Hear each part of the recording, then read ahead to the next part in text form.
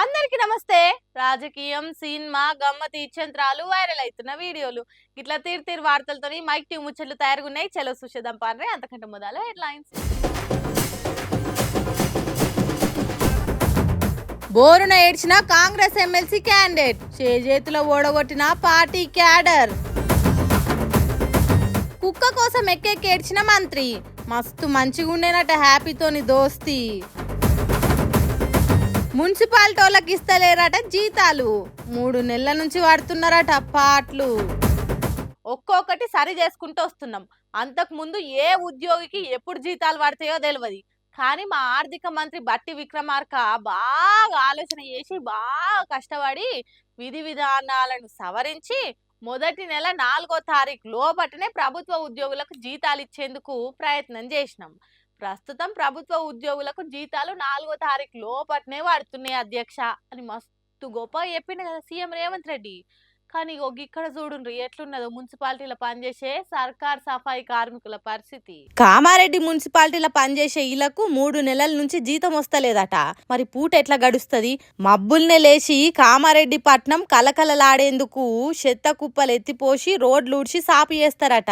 ఇల్లు గడిచేతానికి ఇంకే పని చేసేటోళ్ళు కాదట. అట్లాంటోళ్లకు 3 నెలల నుంచి జీతం ఇయ్యకుంటే ఎట్లా? ఆస్తులు కూడబెట్టుకోకున్నా కడుపుకు అన్నమైన తినాలే కదా. అందుకే మాకు పూట గడుస్తలేదు మహాప్రభో, జీతాలు ఇచ్చి ఆదుకోండి అంటున్నారు. ఆకలికి అల్మటించి దస్తున్నాం, దయజూడుండ్రి నాయన అని ధర్నాకు దిగిండ్రు ఉద్యోగులు. సీఎం రేవంత్ రెడ్డి నెల రోజుల కింద మున్సిపాలిటీలా నౌకరీ చేసేటోళ్లకు ప్రతి నెల అందరు తీరుగానే 1వ తారీఖు జీతాలు ఇవ్వాలని చెప్పిండు. దానికి 116 కోట్ల రూపాయలు ఖర్చు అవుతాయి కాబట్టి అలా కడుపులు మార్చొద్దన్నట్టు చెప్పిండు. మరి ఆ మాటలు ఎటు ఆయే? సీఎం సాబ్ చెప్పినట్టు మాకు జీతాలు రాకపాయే కదా. ఒక్క నెలే కాదు, మొత్తం 3 నెలల నుంచి 30 రూపాయలు కూడా ఇయ్యలేదు. మరి సర్కారిస్తానన్న 116 కోట్లు ఎక్కడికి పోయినాయి అని ధర్నాకు దిగిండ్రు మున్సిపల్ కార్మికులు. జీతాలు ఇవ్వకుంటే చచ్చిపోయేటట్టున్నాం అని అంటున్నారు. మరి దీని మీద సర్కారు ఏమంటదో, ఆఫీసర్లు ఏమంటారో గాని కామారెడ్డి పట్టణాన్ని సాపు చేసే వీళ్ళ బతుకులు మాత్రం సాపుగా లేకుండా అయినాయి. ఆఫీసర్లు ఏం చేస్తున్నారో, పబ్లిక్ ఓట్లేసి గెలిపించిన వాళ్ళు ఏం చేస్తున్నారో అని అంటున్నారు ఇలా బాధలు చూసిన జనాలు. ఏమి కష్టము రో తెలంగాణ పల్లెల అని పాడుకునే రోజులు మళ్ళా వచ్చినట్టే కొడుతున్నాయి. రాజులు లెక్క బతికిన రైతన్నలు గొట్ట శోకాలు పెడుతుర్రు. పాపం ఎంత ఘోరం ఉందో చూడు వాళ్ళ పరిస్థితి. అయ్యో, ఏం గోసలు దేవుడా ఇవి. అందరు కడుపులు నింపే రైతన్న కన్నీళ్లు పెట్టుకుంటుండు. ఏం పాపం చేసిరని వాళ్ళను గిన్ని తిప్పల పెడుతుర్రు. అసలే ఇది ఎండాకాలం. ఇప్పుడు చేను చెలకలకు నీళ్లు ఎంత అక్కరుంటాయి ఏం కథ. అసొంటిది పంటలు ఎండిపోయి నీళ్లు లేక నీళ్లు విడుదల చేయాలని ఇట్లా శోకం పెడుతుండు గీ రైతన్న. జగిత్యాల జిల్లా సారంగాపూర్ మండలం బట్టపల్లి పోతారమూర్లే సాగునీరు లేక ఏడికాడికి ఎండిపోయినాయట పంటలన్నీ. అధికారులకు ఎన్నిసార్లు మొరబెట్టుకున్నా మా బాధ ఇన్నోళ్ళే లేరు. అసలు ఈ కాంగ్రెస్ సర్కారు ఏమంటొచ్చిందో గాని మాకు కన్నీళ్ళే తప్ప ఇంకేం మిగలలేవు. జర నీళ్ళిచ్చి పంటలను బతికిచ్చుర్రి అని వేడుకుంటుర్రు సర్కార్ను. ఈడానే కాదు, దాదాపు అన్ని జాగాలల్లా అన్నదాతల కథ ఇట్లనే ఉంది. మరిగా ఇన్ని జరుగుతున్నా సర్కారు ఎందుకు పట్టించుకుంటలేదో, రైతులను ఎందుకు ఇట్లా గోసవుచ్చుకుంటున్నదో ఆలకే తెలవాలే గాని అట్టిగా మందిల ఆల పతార ఆల చేతులతోనే ఖరాబ్ చేసుకుంటుర్రు అని మాట్లాడుకుంటుర్రు రచ్చబండ మీద కూర్చున్న పెద్ద మనుషులంతా. మరి ఇంతమంది రైతుల ఏడుపు చూసినాకనైనా సర్కార్ స్పందిస్తుందా, లేకుంటే ఓ ఇసోంటి ఎప్పటికి ఉండేటి అని కొట్టి పారేస్తుందో చూడాలి. ఎమ్మెల్సీలతోని ప్రభుత్వానికి వచ్చే నష్టం ఏం లేదు. నరేందర్ రెడ్డి గెలిచినా ఓడినా నాకు నా సర్కార్కు వచ్చే నష్టం ఏం లేదు అని సీఎం రేవంత్ రెడ్డి అన్నాడు కదా ప్రచారానికి పోయి. అన్నట్టే సీఎం సాబ్కు సీఎం కుర్చీకి ఏం నష్టం లేదు కావచ్చు కానీ పోటీ చేసిన నరేందర్ రెడ్డికి బాధ ఉంటుందా ఉండదా? ఆగో అందుకే ఎట్లా ఏడుస్తుండ్రో చూడండి పాపం. రిక్వెస్ట్ సార్, అందరికి మీడియా చిన్న రిక్వెస్ట్, మార్నింగ్ ప్రెస్ మీట్ పెడతారు సార్, రేపు దయచేసి ప్లీజ్ నో కెమెరాస్ సార్, దయచేసి no cameras please sir, please understand. అయ్యో పాపం, ఎంత పనాయే. ఓట్లేసి గెలిపిస్తారనుకున్న పట్టభద్రులు పట్టం గట్టకపాయే. కూసింతల గెలుపు చేయి జారే వరకు దుఃఖం ఆగుతలేదు కాంగ్రెస్ క్యాండిడేట్ నరేందర్ రెడ్డికి. మొదటి 2వ ఓటు లెక్కిచ్చినాక ఎవలకు సగం కంటే ఎక్కువ ఓట్లు రాలేదట. బీజేపీ బీజేపీ అంజిరెడ్డికి 98,000, కాంగ్రెస్ నరేందర్ రెడ్డికి 93,000 ఓట్లు వచ్చినాయట. ఎవ్వలకు సగం కంటే ఎక్కువ ఓట్లు రాలేదు. ఇద్దరు నడుమ తేడా కూడా చాలా తక్కువ ఉన్నది. కాబట్టి మూడో ప్రాధాన్యత ఓట్లు కూడా లెక్క పెట్టాలి అని డిమాండ్ చేసిండట నరేందర్ రెడ్డి. అట్లయితే రెండో స్థానంలో ఉన్న నిన్నే తీసేసి నీ ఓట్లను లెక్క పెట్టాలి అని ఆఫీసర్లు చెప్పే వరకు ఇగో గిట్లా ఏడ్చుకుంటా బయటికి వచ్చిండట. పాపం గెలిచినట్టే గెలిచి ఓడిపోయే వరకు దుఃఖం ఆగుతలేదు. అంతకు ముందు కాంగ్రెస్ పార్టీ గెలిచిన ఎమ్మెల్సీ సీట్ ఆయే.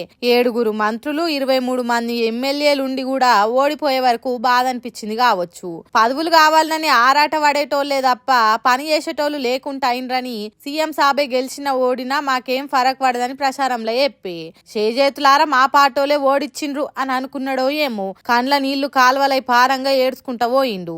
ఇక దీని మీద మంత్రి పొన్నం ప్రభాకర్ అడిగితే ఏమంటుండో ఈనుండ్రి.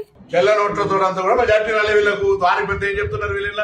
మేమేం పెద్ద దూరంగా కిలోమీటర్ల గ్యాప్ తోటి ఓడిపోలే, మేము కూడా దగ్గర దాకా ఉంటుంది. ఆ చెల్ల నోట్లంతా మెజార్టీ కూడా రాలే కదా వాళ్ళకు అంటున్నా. ఇన్నరా చెల్లని ఓట్లంతా తేడాతోని కూడా ఓడిపోలేదు మేము, దానికి పెద్ద బాధపడాల్సిన పని లేదు అన్నట్టు ఎంత అల్కగా చెప్తున్నాడో చూడుండ్రి. ఆ చెల్లని ఓట్లు వేసిన వాళ్ళకైనా ఓటు ఎట్లా వేయాలనో ట్రైనింగ్ ఇచ్చి మీ పార్టీకి వాడేటట్టు వేసుకుంటే ఇప్పుడు ఇంత బాధ ఉండకపోవు కదా, నరేందర్ రెడ్డి ఏడవకపోవు కదా. కాంగ్రెస్ పార్టీలు కాల్చి ఉండలేక కసుబుస్సా అనుకొని నరేందర్ రెడ్డి అన్నను ఓడగొడుతురు కదని, ఏనుగులు సింహాలు కొట్లాడి ఎలక పిల్లని చంపినట్టు చేస్తురు కదని అని అంటున్నారు కాంగ్రెస్ పార్టీ అంటే బాగా అభిమానం ఉన్నోళ్ళు.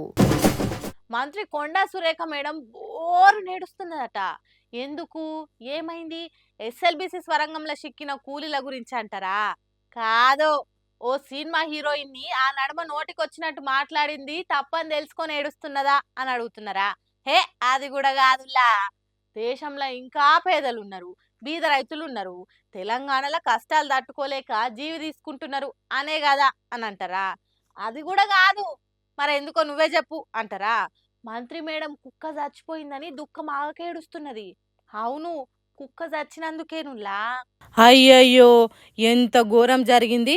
కొండా సురేఖ మేడం పాయరంగం ఎంచుకున్న కుక్క జీవిడ్చింది. హాగో, మేడానికి దుఃఖం ఆగుతలేదు, ఒక్కటే ఏడుస్తున్నది. రాష్ట్రం మొత్తం రాజకీయాలు చేసి ఇంటికి తిరిగి వస్తే మంత్రి మేడంను చూసి తోకు ఊపుకుంటా దగ్గరకు వచ్చేది కావచ్చు, కాలు 2 పైకి లేపి ప్రేమ చూపెట్టేది కావచ్చు. పబ్లిక్లో తిరిగి తిరిగి ఇంటికి వచ్చిన మంత్రికి దీన్ని చూసి రంది పోగొట్టుకునేది కావచ్చు. అందుకే ఏడుపు ఆపుకోలేకపోతున్నది మంత్రి మేడం. అంత మంచిగా ఉన్న కుక్క కాబట్టే మంత్రి మేడం ఇంట్లో ఈ కుక్క కూడా మంచి తిరుగున్నది కావచ్చు. అందుకే మనిషికి చేసినట్టు ఆఖరి కార్యాలు చేసిండ్రు. పువ్వులు జల్లుడు, ఊది బత్తిలు ముట్టించుడు, పసుపు కుంకుమలు జల్లుడు, తలొంచి కుక్క ఆత్మకు శాంతి జరగాలని మొక్కుడు కూడా చేసింది మంత్రి. దీన్ని బట్టి తెలుస్తలేదా ఆ కుక్క ఎంత మంచి కుక్కో? ఇంత కలుపుగోలు కుక్కకు ఏ రంది కలిగిందో ఏం పాడో, గుండెపోటు వచ్చి జీవిడిచిందట. మరి ఆ టయానికి సిపిఆర్ చేసి బతికియాలనే ఆలోచన ఎవలకు రాలేదో ఏం పాడో గాని గుండెపోటు వచ్చి గుస్సు ఆగిందట. అగో చూడుండ్రి, బొందదవ్వి అంతిమ కార్యం చేసిండ్రు. ఇంటిలిపాదిని సంబురంగా ఉంచే ఈ కుక్క పేరు హ్యాపీనట. రాష్ట్రంలో ఎన్ని బాధలున్నా హ్యాపీ సావు కంటే ఎక్కువ ఏది కాదు కాబట్టి హ్యాపీ జీవి ఏడున్నా ఆత్మకు శాంతి కలగాలని కోరుకుందామని కొంతమంది అంటున్నారు. ఎవ్వలేమన్నా ప్రేమగా పెంచుకున్న కుక్క జీవిడిస్తే ఎంత టోళ్ళకైనా బాధ కలుగుతుంది. మంత్రి మేడం ఏడుపులనే అర్థమవుతున్నది కుక్క మీద ఎంత ప్రేమ ఉండేనో అని ఇంకొంతమంది అంటున్నారు ఈ వీడియో చూసినాక. సుశీలన్లా నేను పట్టుకొచ్చిన ముచ్చట్లు ఎట్లున్నాయో ఇంకిన్ని ముచ్చట్లతోటి మళ్ళీ కలుద్దాం. అప్పటిదాకా చూస్తూనే ఉండరు మైక్ టీవీ ముచ్చట్లు.